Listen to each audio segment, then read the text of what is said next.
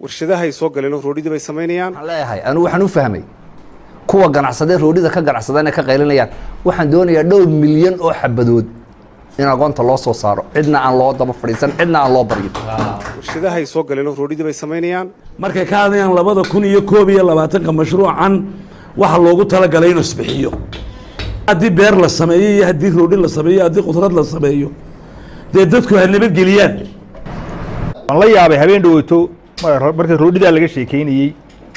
roodhida tirada uu ugaasku sheegay 2500 baan soo saarnaa bay yiraahdeen 700 aqoonta cunta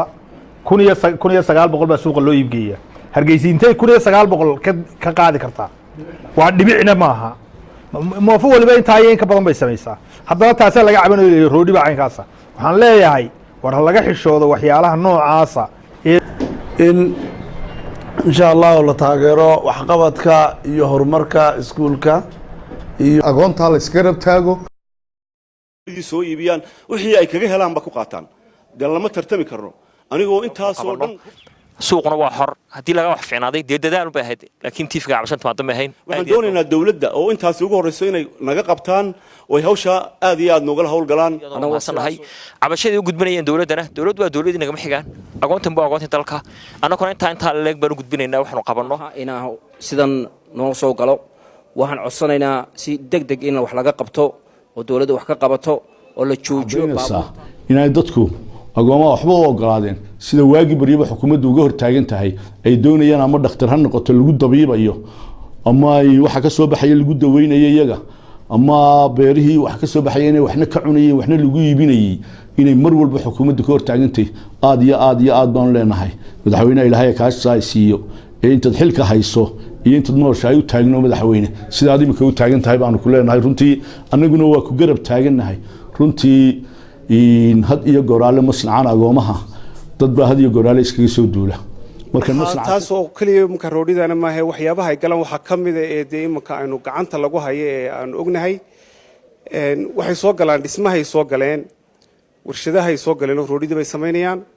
daaqadaha iyo albaabaday sameeyaan ka imika ka hadlaya in waxa la soo baxeen ee waxa yara magarasa dhigaalka loo dhigaya ee suuqa loo geeyay ka hadlaya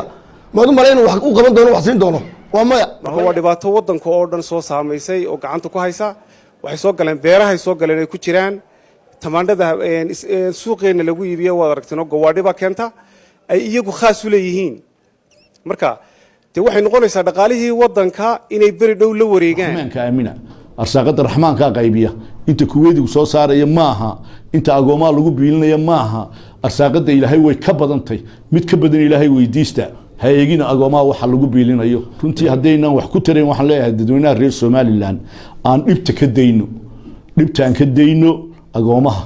oo aynu runtii ilaahay kaga baqano waxaan leeyahay cidda wax ka sheegaysa markan u sii gudbo runtii waxa biilinaysaan naftiina biilinaysaan iyo qaar aabayaal u tihiin oo u nooshihiin kuwa halkan lagu biilinayaa waa qaar aan aabayaashood nooleyn iilka ay ku jiraan ilaahay u soo diray ummadda biilinaysa iyo xukuumadda gaarka ka haysa mar hore caga dhulka uga qaadi leeyahay